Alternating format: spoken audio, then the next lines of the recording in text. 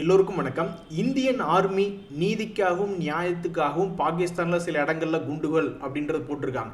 இதனால் என்ன ஆயிருக்கு அப்படின்னு பார்த்தீங்கன்னா, நம்மளுடைய பங்குச்சந்தைகள் மிகப்பெரிய அளவில் வாலட்டிலிட்டி காலையில் கிட்டத்தட்ட -200 பாயிண்ட் பக்கம் இருந்துட்டு இன்னைக்கு இன்ட்ராடே வாலட்டிலிட்டியே ஒரு 200 பாயிண்ட் என்பது ஆயிருக்கு. இதுக்கு முன்னாடியெல்லாம் இராணுவம் சம்பந்தப்பட்ட நடவடிக்கைகள் அல்லது தாக்குதல்கள் நடக்கும்போது இந்தியாவினுடைய இண்டெக்ஸ் எப்படி இறங்கியிருக்கு அப்படின்னு பார்த்தீங்கன்னா, கார்கில் வார் வந்தப்போ கிட்டத்தட்ட 4% ஷார்ட் டேர்மில் இறங்குச்சு. பார்லிமெண்ட்டில் அட்டாக் நடந்தப்போ ஒரு 3% இறங்குச்சு. மும்பை அட்டாக் நடந்தப்போ 4% இறங்குச்சு. அந்த பலக்காட் ஏர் தாக்குதல் அப்படின்றது நடந்தப்பவும் ஒரு 3% இறங்குச்சு. ஆனால் ஒவ்வொரு முறையும் இறங்கினதுக்கப்புறம் மார்க்கெட் என்பது அடுத்தடுத்த நாட்களில் அடுத்தடுத்த மாதங்களில் ரெக்கவரி அப்படின்றது ஆயிருந்தது. இன்றைய தேதியை பொறுத்த வரைக்கும் காலையில் ஒரு 200 பாயிண்ட் பக்கம் இறங்கினதுக்கப்புறம் மறுபடியும் இப்போ ஒரு 200 பாயிண்ட் ரெக்கவரி ஆகி ட்ரேட் ஆகி கொண்டிருக்கிறது. இப்போதைக்கு நம்மளுடைய இந்திய மார்க்கெட்டுகளில் எஃப்ஐஎஸ்னுடைய தாக்கத்தை விடவும் அவங்களுடைய ஆக்கிரமிப்பை விடவும் நம்மளுடைய டாமினன்ஸ் டிஐஎஸ்னுடைய டாமினன்ஸ் இந்தியன் ரீட்டைலர்ஸ்னுடைய இண்டிவிஜுவலுடைய டாமினன்ஸ் அப்படின்றது அதிகமாக இருக்குது. ஸோ அவங்க ஒரு 3794 கோடி நேற்று மார்க்கெட்டில் பணம் போட்டு தான் இருக்காங்க. ஸோ ஒரு கவலை என்பது நம்மளுக்கு இல்லை. ஒருவேளை எஃப்ஐஎஸ் வித்துருவாங்களோ அப்படின்ற மாதிரி இருந்த ஒரு கவலை என்பது இல்லை. ஆனால் இன்னொரு பக்கம் என்ன கவலை அப்படின்னு பார்த்தோம்னா, எஃப்ஐஎஸை விடவும் டிஐஸ் அல்லது ரீட்டைலர்ஸ் டாமினன்ஸ் ஆயிட்டதுனால முதல்ல எஃப்ஐஎஸ் வாங்கினா நம்ம ரொம்ப சந்தோஷப்பட்டுக்கிட்டு இருந்தோம். இனிமேல் டிஐஸ் வாங்கினா தான் நம்ம சந்தோஷப்படணும் போல. இந்த சமயத்தில் எல்லா தகவல்களையும் எடுத்து ஒரு ஓரமாக வச்சுக்கிட்டு இப்போ மிக முக்கியமான ஒரு தகவல் லாங் டேர்ம், மீதி எல்லாமே இப்போ ஒரு ஷார்ட் டேர்ம் தகவல்களாக இருக்கக்கூடிய இந்த நேரத்தில் மிகப்பெரிய ஒரு லாங் டேர்ம் தகவல் அப்படின்றது இன்னைக்கு ஒன்று நடந்திருக்கு. 3 வருட காலமாக இந்தியாவும் யுனைடெட் கிங்டமும் டிஸ்கஸ் பண்ணிட்டே இருந்தாங்க, ஃப்ரீ ட்ரேட் அக்ரிமெண்ட் போட்டுக்கலாம் அப்படின்ட்டு. இப்போ அது கைகூடி வந்திருக்கு, ஒப்பந்தம் நிறைவேறிருக்கு. இதனால என்ன ஆயிருக்கு அப்படின்னு பார்த்தீங்கன்னா, நம்ம நாட்டில் லேபர்ஸ் அதிகமாக இன்வால்வ் ஆகி தயாரிக்கக்கூடிய பல ப்ராடக்ட்கள் இருக்குது. ஒரு உதாரணத்துக்கு டெக்ஸ்டைல் இருக்குது, ஃபுட்வேர் இருக்குது. இது போன்ற பொருட்களை நம்ம இங்கிலாந்துக்கு எக்ஸ்போர்ட் பண்ணும்போது அந்த கூட்ஸுக்கு வரி என்பது இல்லை, கஸ்டம் டியூட்டிஸ் என்பது இல்லை. அப்படின்றதுனால மற்ற நாடுகளும் அமெரிக்கா அந்த இங்கிலாந்துக்கு ஏற்றுமதி பண்ணும்பொழுது நம்ம நாட்டினுடைய பொருட்கள் இன்னும் கொஞ்சம் பெட்டரான ரேட்டுக்கு காம்படிட்டிவ் ரேட்டு கிடைக்கும். அது மட்டும் இல்லாமல் நம்மளுடைய தொழிலாளர்கள் அங்கே வேலை செய்யறதுக்கு சில எக்ஸப்ஷன் அப்படின்ற மாதிரிலாம் கிடைச்சிருக்கு. இது இந்தியா சைடு பாசிட்டிவ். அதே மாதிரி இங்கிலாந்து சைடு என்ன பாசிட்டிவ்னா, மிகப்பெரிய அதாவது நம்ம ஆளுங்க லேபர்ஸை வச்சு ஒர்க் பண்ணுற மாதிரி அவங்க ரொம்பவுமே மிஷன் கிரிட்டிக்கலாக எக்யூப்மெண்ட்ஸை யூஸ் பண்ணி ரொம்பவுமே ப்ரெசைஸினாக தயாரிக்கக்கூடிய பல ப்ராடக்ட்ஸ் இருக்குது. என்ஜின்ஸ் இருக்குது, கெமிக்கல்ஸ் இருக்குது. கெமிக்கல்னால் சரக்கு, ஸ்காட்ச், விஸ்கி, அதுவும் அதுக்குள்ளே தான் வருது, கெமிக்கலுக்குள்ளே தான் வருது. இது போன்ற ரொம்பவுமே ப்ரெசஷனாக தயாரிக்கக்கூடிய இண்டஸ்ட்ரியலிஸ்ட் ப்ராடக்ட்ஸ் எல்லாமே அவனுங்க நம்ம நாட்டுக்குள்ளே அனுப்பும்போது அவங்களுக்கும் என்ன கிடைக்கும், ஒரு கட்டணமின்றி அவங்களுடைய ப்ராடக்டை நம்ம இந்தியாவுக்குள்ளே இறக்குமதி பண்ண முடியும். இதனால் நம்ம மக்களுக்கு இதுக்கு முன்னாடி அதிகமாக வரி கொடுத்து வாங்கிட்டு இருந்திருப்பாங்க, அதிகமாக விலை கொடுத்து வாங்கிட்டு இருப்பாங்க. அந்த ப்ராடக்ட்ஸ் எல்லாம் இப்போ சீப்பாக கிடைச்சிருக்கு. இது மிகப்பெரிய தகவல் அப்படின்றது தான் இன்னைக்கு தகவல். பட் இருந்தாலும் இந்தியன் ஆர்மியினுடைய ஜஸ்டிஸ் ஆக்டிங் அப்படின்றதுனால வேறு மாதிரி இன்னைக்கு நம்மளுடைய மார்க்கெட் பயணப்பட்டுக்கிட்டு இருக்கு. பட் நம்ம மார்க்கெட் இன்னைக்கு பாசிட்டிவ்ல இருக்கிறதே மிகப்பெரிய ஆச்சரியம். அதுக்கு மிக முக்கிய காரணம் இதுவும் ஒன்று தான். ஸ்டாக்குகளை பொறுத்த வரைக்கும் நீங்கள் நினச்சி பார்க்க முடியாத 3 தகவல் ஒன்று இருக்குது. அதாவது இந்த அதானி பவர் அப்படின்ற பங்கு சமீபத்தில் அவனுடைய குவார்ட்டர்லி ரிசல்ட் இது வரைக்கும் அவனுடைய லாபகரமாக இருந்துட்டு வந்தார். 2700 கோடி 3900 கோடி அப்படின்ற மாதிரி லாபம் கொடுத்துக்கிட்டே வந்தான். இப்போ சமீபத்தில் அவனுடைய லாபம் பெருசாக நிற்க வைக்க முடியல. அவனுடைய லாபம் என்பது போன குவார்ட்டரில் 2940 கோடியாகவும் இந்த குவார்ட்டரில் 2599 கோடியும் லாபத்தை கொஞ்சம் குறைச்சி கொடுத்துருக்காங்க. இப்போ இதில் என்ன ஒரு தகவல் வந்திருக்கு அப்படின்னு பார்த்தீங்கன்னா, அவங்களுக்கு உத்தரப்பிரதேசில் 1500 மெகாவாட் சம்பந்தப்பட்ட ஒரு ஆர்டர் கிடைச்சிருக்கு அப்படின்ற ஒரு தகவல் வந்திருக்கு. மிக மிக சந்தோஷமான தகவல் என்ன அப்படின்னு பார்த்தீங்கன்னா, ரொம்ப நாளாக டாடா மோட்டர் எந்த விதமான மூவ்மெண்ட் இல்லாமல் இருந்தது. சமீபத்தில் கூட இந்த டாடா மோட்டரினுடைய விலை என்ன ஆகும், அவன் ஏதாவது தாண்டுவானா அல்லது வீழ்ச்சி அடைவானா அப்படின்ற மாதிரி நிறைய பேர் பார்த்துக்கிட்டு இருந்தாங்க. எங்கேயாவது மொட்டதாச குட்டையில் விழுந்த மாதிரி இது எங்கேயாவது விழுந்துருவானோ அப்படின்ற மாதிரி நினச்சிக்கிட்டு இருக்க வேலையில் இன்னைக்கு ஒரே நாளில் கிட்டத்தட்ட ஒரு மிகப்பெரிய ஒரு கெயின். அடேங்கப்பா, இன்னைக்கு நம்மளுடைய நிஃப்டி 50 இண்டெக்ஸ்லேயே ஒரு டாப் கெய்னராக ஒரு 5% ஏறிய பங்காக டாடா மோட்டர் வந்திருக்கா. இட்ஸ் அ மிராக்கிள் அப்படின்ற மாதிரி யாருமே எதிர்பார்க்காம ஒரு கும்பா குட்டியாக போய்கிட்டு இருந்தவன அப்படியே கழுத்தை பிடிச்சி மேல் நோக்கி தூக்கிட்டு வந்திருக்காங்க. இதுக்கு என்ன காரணம் அப்படின்னு பார்த்தீங்கன்னாக்கா, போன வருஷம் 2024 ஒரு தகவல் அப்படின்றது போய்கிட்டே இருக்கு. அவங்களுடைய பேசஞ்சர் வெஹிக்கிள் பிஸ்னஸையும் கமர்ஷியல் வெஹிக்கிள் பிஸ்னஸையும் பிரித்து விட்றதுக்கு ஒவ்வொரு ஸ்டெப்பாக போய்கிட்டு இருக்காங்க. போன வருஷத்துலேருந்து இது நடக்குது. அப்படி நடந்து கொண்டு இருக்கக்கூடிய நேரத்தில் ஷேர் ஹோல்டர்ஸ் ஓகே இதை நீங்கள் பிரிச்சுக்கலாம் அப்படின்ற மாதிரி நேற்று அப்ரூவல் கொடுத்துருக்காங்க அப்படின்ற ஒரு தகவல் வெளிவந்ததை எடுத்து அதை ஒரு பாசிட்டிவாக எடுத்துட்டு பிஸ்னஸை பிரித்து விடுறது எங்களுக்கு பாசிட்டிவ் தாங்க அப்படின்ற மாதிரி மார்க்கெட் இன்னைக்கு ரியாக்ஷன் பண்ணி கிட்டத்தட்ட இன்னைக்கு ஒரு 4% ஏற்றி விட்டுருக்கான். சமீபத்தில் இது ஒரு மிகப்பெரிய ஒரு செய்கை. இந்த செய்கை இவனை இருக்கக்கூடிய எல்லா தடைகளையும் உடைச்சு மேல் நோக்கி ஏற்றி விடுமா அப்படின்ற மாதிரி ஆண்டவனை பார்த்து எல்லாம் பிரார்த்தனை பண்ணிக்கிட்டு இருக்காங்க. இந்த சமயத்தில் உங்களுடைய இமேஜினேஷன் உங்கள் கற்பனையில் இல்லாத ஒரு சம்பவம் என்பது நடந்திருக்கு. பிஎஸ்சி அப்படின்ற பங்கு மட்டும் மார்க்கெட் கிழக்க போனால் இவன் மேக்கப் போய்கிட்டு இருக்கான். கடந்த ஒரு வருடத்தில் இல்லாத அளவு உச்சத்தில் இருக்கான். 139% என்பது ஆல்ரெடி சம்பாரிச்சு கொடுத்துருக்கான். இந்த பங்கை பார்த்தோன்னே நிறைய பேர் என்ன நினச்சிட்டு இருப்பாங்கன்னா, பிஎஸ்சியில் தான் சான்ஸ் மிஸ் பண்ணிட்டோம், என்எஸ்சி எப்போ ஐபிஓவில் வந்து லிஸ்ட் ஆகுதோ அப்போ இதை கவுன்னு கவி ஒரு 5 வருஷம் வச்சிருக்கணும்னு இப்போவே மனசில் நிறைய பேர் நினச்சிக்கிட்டு இருப்பாங்க. ஏன் அப்படின்னா இவன் அந்த மாதிரி சம்பாரிச்சு கொடுத்துருக்கான். சமீபத்தில் கூட கீழே விழுந்த பங்கு ஒரு போனஸ் ரிலேட்டடான தகவல் ஒன்று வந்தது. அதுவும் இல்லாமல் என்எஸ்சி வந்து திங்கக்கிழமை இன்னைக்கு எக்ஸ்பைரியை மாற்ற முடியாது அப்படின்ற ஒரு தகவல் வந்தோடனே செய்திகள் இருந்தோடனே டபுக்குன்னு மேல் நோக்கி ஏறிட்டான். இன்னைக்கு இவன் ஏறினதுக்கு மிக முக்கிய காரணம் அவனுடைய ரிசல்ட்டை நம்மளுடைய மார்க்கெட் பாசிட்டிவாக எடுத்து செலிப்ரேட் பண்ணுது. அதனால தான் இன்னைக்கு 8% இந்த பிஎஸ்சி அப்படின்ற பங்கு ஏறி இருக்கான்.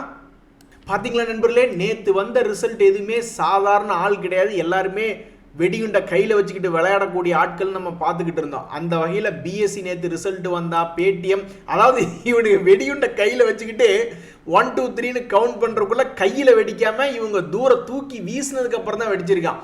அதனால தான் பல பங்குகள் ஆர்த்தி ட்ரக்ஸ் எல்லாம் 14% ஏறி இருக்கு. இந்த பெரமல் என்டர்பிரைசஸ் 7% ஏறி இருக்கான். பேடிஎம் 8% ஏறி இருக்கான். இந்த பாலி மெடிக்யூர் கேஇன்னு எல்லாம் 4-5% ஏறி இருக்கானுங்க. ஒரே ஒருத்த மட்டும் சோகமாக நேற்று கொடுத்த ரிசல்ட்டுகளில் பெரியால் ஆனால் இறங்கி கிடக்கிறா அப்படின்னா இந்த ரேடிகோ கைத்தான் தான்.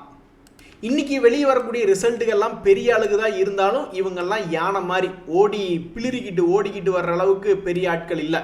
அதாவது வாலட்டிலிட்டியை பொறுத்த வரைக்கும் இந்த மாதிரி 14% 20% எல்லாம் வெடிச்சு சதருவாங்களா என்னன்றது கொஞ்சம் டவுட்டாக இருக்குது. ஏன்னா இது போன்ற பங்குகளை நிறைய பேர் மிகப்பெரிய ஒரு வாலட்டிலிட்டி கொடுத்து அதிகமாக பார்த்துருக்க மாட்டாங்க. சும்மா சொல்றியா இல்லை எது உன் மனசுக்கு வந்தது நீ சொல்றியா அப்படின்ற மாதிரி நம்மளுடைய கார்பரேட் கல்ச்சரில், அதாவது கார்பரேட் உலகத்தில் ஒரே ஒரு ஆள் ரொம்பவுமே நாடகத்தன்மையோடு இருப்பார் அப்படின்னாக்கா அதில் இந்த விஜய் சேகர் அப்படின்றவர், இந்த பேடிஎம் கம்பெனியினுடைய முக்கியமான ஒரு ஆள். அவர் வந்து இடம் பெயர்வார். ஏன்னு கேளுங்க, அது ஐபிஓ லிஸ்டிங் ஆகி கீழே போந்தப்பெல்லாம் அழுதாரு. அடிக்கடி ஏதோ ஒரு டாட்டாவினுடைய மறைவின் சமயத்தில் ஏதோ பைன்னு போட்டதாக மீடியாக்களெல்லாம் டிஸ்கஸ் பண்ணிட்டு இருந்தால் அப்புறம் அவர் ஏதோ டெலிட் பண்ணி விட்டார். அது போன்ற சில தகவல்கள்லாம் வந்துட்டுது. ஸோ ரொம்பவுமே நாடகத்தன்மையாக சில நேரங்களில் நடந்துக்குவார் அப்படின்னு மீடியாக்களில் பேசிக்கிட்டு இருப்பாங்க. அவர் என்ன சொல்கிறாருனாக்கா, எங்களுடைய பேடிஎம் என்பது சீக்கிரம் லாபத்துக்கு திரும்பக்கூடிய வாய்ப்பு இருக்கிறதா அவர் சொல்லிக்கிட்டு இருந்தார். அதனால தான் இன்றைக்கி பேடிஎம் நல்லா மேல் நோக்கி ஏற்றி விட்டுருக்காங்க. ஒரு காலத்தில் உங்களுக்கு இந்த ஜொமேட்டோ அப்படின்ற கம்பெனி ஞாபகம் இருக்கா? அவன் ஒரு காலத்தில் தக்காளி விலை மாதிரி கிட்டத்தட்ட 100 ரூபாய்க்கும் கீழே 50 ரூபாய்லாம் ட்ரேட் ஆகிட்டு இருந்தான். அப்புறம் இந்த கம்பெனி என்ன பண்ணுச்சு, திடீர்னு லாபகரமாக மாறியது. அதனால் அவன் என்ன பண்ணால் 60 ரூபா ரேஞ்சிலேருந்து கிட்டத்தட்ட 300 ரூபா வரைக்கும்லாம் போயிட்டு இப்போ 233 ஆடிட்டு இருக்கான். இந்த பேடிஎம் என்பது அவன் வெளியிட்டிருக்கக்கூடிய ஐபிஓவினுடைய விலையை விடவும் கம்மியாக ட்ரேட் ஆகி கொண்டு இருக்கக்கூடிய ஒரு பங்கு. இவன் ஒரு வேளை ஏதாவது லாபகரமாக தன்னை திருத்தினால் என்ன நடக்கும் அப்படின்னு பார்க்கறதுக்கு சுவாரஸ்யமாக எல்லாம் பார்த்துக்கிட்டு இருக்காங்க. அதுக்கெல்லாம் இன்னும் பல காலம் என்பது இருக்குது. இந்த சமயத்தில் தான் காத்திருந்தவங்களுக்கு கும்பா அப்படின்ற மாதிரி இப்படி ஒரு பங்கு திடீர்னு கீழே வந்து உழுதுன்னு வச்சிங்களேன். அப்போ ஸ்மார்ட் மணி கான்செப்ட்லாம் இங்கே வந்ததுனாக்கா மறுபடியும் திரும்பி மேலே ஏறுவாண்டா அப்படின்ற மாதிரி நினச்சிட்டு எடுக்கிறதுக்கு பார்ப்பாங்க. ஆனால் அவங்களுக்கு என்ன ஒரு சோதனை நடக்குது அப்படின்னாக்கா திடீர்னு இந்த இடத்துல சப்போர்ட் எடுக்காமல் டொயங்கின்னு கீழே விழுந்துருவான். இன்னுமே ஒரு முறை என்ன ஆகும், வேறு விதமாக என்ன ஆகும் அப்படின்னு பார்த்தீங்கன்னா அந்த இடத்துக்கே வராமல் போயிடுவான். இங்கே பார்த்தீங்களா, ஒரு உதாரணத்துக்கு சில பங்குகள் மேலேருந்து கீழே இறங்கிட்டு மறுபடியும் மேல் நோக்கி ஏறிட்டு மறுபடியும் கீழே இறங்கிட்டு மறுபடியும் கீழே இறங்கில வா வா வா கமான் அப்படின்னு சொல்லிக்கிட்டு இருப்பாங்க. ஸ்மார்ட் மணி கான்செப்டில் இருக்கிறவங்க கரெக்டாக அந்த பழைய லோ கிட்ட வரையில் ஏதாவது ஒன்று பண்ணலாம்னு நினச்சிக்கிட்டு இருப்பாங்க. ஆனால் அவங்களுக்கு டிமிக்கி கொடுத்துட்டு பாதி வழியிலே திரும்பி போகக்கூடிய பங்குகள்லாம் இருக்குது. இந்த வெல்ஸ்பன் லிவிங் அப்படின்ற பங்கு அதில் ஒருத்தன் தான். அவன் அந்த மாதிரி பாதி தூரம் வந்துட்டு மீதி ஒரு துளி இன்னும் கொஞ்சம் கீழே இறங்கியிருந்தாக்க நிறைய பேர் ஸ்மார்ட் மணி கான்செப்டில் பார்க்குறவங்க பார்த்துட்டு இருப்பாங்க. அவங்களுக்கு வாய்ப்பு கொடுக்காம பாய் அப்படின்னு சொல்லிட்டு அவன் பாட்டுக்கு ஒரு 13% ஒரே நாள் ஏறி வந்துட்டான். இதனால் அந்த ஸ்மார்ட் மணி கான்செப்ட் இருக்கிறவங்களாம் கொஞ்சம் கடுப்பாக தான் இருப்பாங்க. நண்பர்களே, இப்போ தான் ஒரு மிகப்பெரிய ஒரு கேள்வி வருது. என்ன ஒரு தகவல் வருது அப்படின்னு பார்த்தீங்கன்னாக்கா, இந்த கம்பெனிகளுக்கு கடன் கொடுக்கக்கூடிய இன்ஃப்ராஸ்ட்ரக்சரை மேம்படுத்தக்கூடிய கடன்கள் கொடுக்கறதுல இந்த ஆர்இசி, பிஎஃப்சி அந்த மாதிரி நிறைய கம்பெனி இருக்குது. அப்போ இந்த ஆர்இசி கம்பெனி என்ன பண்ணியிருக்கு, அவங்ககிட்ட சப்மிட் பண்ணியிருப்பாங்க போல் இந்த ஜென்சால் இன்ஜினியரிங் நிறைய பணத்தை ஏமாத்தினாங்களே, அந்த ஜென்சால் இன்ஜினியரிங் என்ன பண்ணியிருக்காங்க, இவங்ககிட்ட பணம் கடனாக கேட்டுட்டு ஏதோ ப்ரொபோசல்லாம் சப்மிட் பண்ணியிருக்காங்க. அட போயா அப்படின்னு சொல்லிவிட்டு, நீ கொடுத்த சப்மிஷனில் எது எங்களுக்கு ஒன்றும் ஒர்த் இருக்கிற மாதிரி தெரியலன்னு சொல்லிட்டு அவங்க அந்த லோனை கேன்சல் பண்ணி விட்டுட்டாங்க. அப்படி இருக்கும் பொழுது அப்போ இந்த பிஎஃப்சி, ஐஆர்இடியை மட்டும் எதுக்கு அவனுக்கு லோன் கொடுத்து சிக்கிக்கிட்டாங்க, நல்ல வாயம் சம்பாதிச்சதை நாரவாயம் எடுத்துகிட்டு போகிற மாதிரி பண்ணி வச்சுருக்காங்களே அப்படின்ற மாதிரி இப்போ ஒரு புது பிரச்சனை என்பது போய்கிட்டு இருக்கு. ஸோ ஆர்இசி கம்பெனி ரொம்ப சிறப்பாக பண்ணியிருக்கிறதுனால, கடன் கொடுக்காம தப்பிச்சிட்டதுனால அவங்களுக்கு ஒரு கைதட்டல் அப்படின்றது கொடுக்கணும். நண்பர்களே, நம்மளுடைய இந்தியன் ஆர்மி பாகிஸ்தான் மற்றும் அதன் ஆக்கிரமித்து பகுதியில் வந்து குண்டு போட்டதுனால மிகப்பெரிய ஒரு சம்பவம் நடந்திருக்கு அவங்களுடைய பங்குச்சந்தையில். இந்த கராச்சி 100 இண்டெக்ஸ் என்பது காலையிலாம் கிட்டத்தட்ட 6% பக்கம் இறங்கி கிடந்து மறுபடி கொஞ்சோண்டு ரெக்கவரி ஆகி இப்போ 2% மைனஸில் ட்ரேட் ஆகிக்கிட்டு இருக்கு. நண்பர்களே, உண்மையிலேயே நம்ம மார்க்கெட்டில் இன்றைக்கி அடி வாங்கக்கூடிய மார்க்கெட்டில், இன்றைக்கெல்லாம் அடித்து நொறுக்கி இருக்கக்கூடிய மார்க்கெட், இன்றைக்கி ஒரே நாளில் 500 பாயிண்ட் கூட மேபி ஏறி இருந்திருக்கலாமோ அப்படின்னு நினைக்கக்கூடிய மார்க்கெட். என்னன்னு கேளுங்க, நம்மளுடைய ஃபினான்ஸ் மினிஸ்டர் நிர்மலா சீதாராமன் அவர்கள் என்ன சொல்கிறாங்க அப்படின்னா, 3 வருஷமாக டிஸ்கஷன் பண்ணி யூகேக்கும் யுனைடெட் கிங்டம்க்கு இந்தியாவுக்கு இடையில நாங்கள் ஃப்ரீ ட்ரேட் அக்ரிமெண்ட்டை பாசிபிலிட்டியாக கொண்டு வந்திருக்கோம். இதே மாதிரி இந்த வருஷத்தினுடைய முடிவுக்குள்ளேயே யூரோப்பியன் யூனியன் கூட இந்த மாதிரி நாங்கள் ஃப்ரீ ட்ரேட் அக்ரிமெண்ட் பண்ணிவிடுவோம் அப்படின்னாக்கா, இது எவ்வளவு ஒரு நம்ம இந்தியாவில் அக்ரிகல்ச்சர் மாதிரியே டெக்ஸ்டைலும் நம்ம மிக முக்கியமான ஜிடிபிக்கு உதவுது. அப்போ அது மாதிரியான யூரோப்பியன் ப்ராடக்ட்ஸ் யூரோப் ஃபுல்லாகவும் யுனைடெட் கிங்டம் ஃபுல்லாகவும் நம்ம ஆளுங்க ஃப்ரீ ட்ரேட் மூலியமாக நம்மளுக்கு நல்ல ஒரு அட்வான்டேஜ் கிடைக்குன்னு வச்சுங்க, நம்மளுடைய கூட்ஸை மிக எளிமையாக ஒரு காம்படிட்டிவ் ப்ரைஸில் நம்மளால் எக்ஸ்போர்ட் பண்ண முடியும். அப்பேற்பட்ட மிகப்பெரிய ஒரு அனௌன்ஸ்மெண்ட்டை நிர்மலா சீதாராமன் அவர்கள் கொடுக்குறாங்க. இருந்தாலும் இன்றைக்கி நம்ம மார்க்கெட்டில் கலவையாக சில தகவல்கள் வந்ததுனால இன்றைக்கி மார்க்கெட் இந்த பக்கம் நகராமல் இருக்குது. பட் வேறு எந்த தகவலும் வராமல் இவங்க பேசின எஃப்டிஏ ஃப்ரீ ட்ரேட் அக்ரிமெண்ட் தகவல் மட்டும் வந்திருந்ததுனாக்கா இன்றைக்கி ஒரு வேளை நம்மளுடைய மார்க்கெட் வெடிச்சு செதறி இருக்கும். பட் இன்றைக்கி அதுக்கு வாய்ப்பு இல்லாமல் போயிடுச்சு. கரெக்டாக ஒரு முட்டுச்சந்தில் வந்து இப்போ நம்மளுடைய மார்க்கெட் நின்றுக்கிட்டு இருக்குது. இந்த சமயத்தில் சில சுவாரஸ்யமான தகவல் என்ன அப்படின்னு பார்த்தீங்கன்னா, உதய் கோட்டக் அவர்கள் வந்து 400 கோடி என்பதை கொடுத்து பாம்பேல ப்ராப்பர்ட்டி வாங்கியிருக்காரு சி ஃபேஸிங்கா. இப்போ பாம்பே அளவுக்கு நம்ம சென்னை இல்லை, உங்களுக்கு கூட தெரிஞ்சிருக்கும். பிஆர் சுந்தர் அவர்கள்னு நம்ம தமிழ்நாட்டில் பெரிய அளவு ஒருத்தர் இருக்கார் ஆப்ஷன் ட்ரேடிங்கில். அவர் ஒரு 40-50 கோடிக்கு ஏதோ ஒரு கடலை பார்த்த மாதிரி ஏதோ பென்ட் ஹவுஸ் வாங்கியிருக்கிறதா கூட நம்ம அடிக்கடி பத்திரிகையில் படிக்கும். ஸோ நம்ம சென்னையில் வந்து இந்த அளவுக்கு 400 கோடி, அதாவது ஒரு ஸ்கொயர் ஃபீட் 2,75,000 அளவுக்கு வேல்யூ இல்லை அப்படின்னாலும் நம்ம இதுலேயும் 40-50 கோடி பணத்தை போட்டோம்னாக்கா இந்த மாதிரி வாங்க முடியுது. ஸோ சென்னையினுடைய ப்ராப்பர்ட்டியை விட பாம்பேனுடைய ப்ராப்பர்ட்டி 10 மடங்கு அதிகமாக இருக்குது அப்படின்றது இதை வச்சு நம்ம தெரிஞ்சுக்கலாம். எங்ககிட்ட இந்த கடலை பார்த்த மாதிரி வீடு இல்லை அப்படின்னாலும் கால்வா டிச்சு போகுது, எங்கள் வீட்டு பக்கத்துல எல்லாம் டிச்சு போகுது, வீட்டை ஒட்டியே டிச்சு போகுது. ஸோ அந்த டிச்சை பார்த்த மாதிரி வீடு நம்மெல்லாம் வச்சுருக்கோம் அப்படின்னு ஒரு மாதிரி பெருமைப்பட்டுக்க வேண்டியது தான். அதே மாதிரி இந்த எஸ்பிஐ அவங்களுடைய மிகப்பெரிய டிவிடெண்ட் அனௌன்ஸ்மெண்ட் சமீபத்தில் பண்ணியிருந்தாங்க. ஒரு ஷேருக்கு 15 ரூபா 90 பைசா.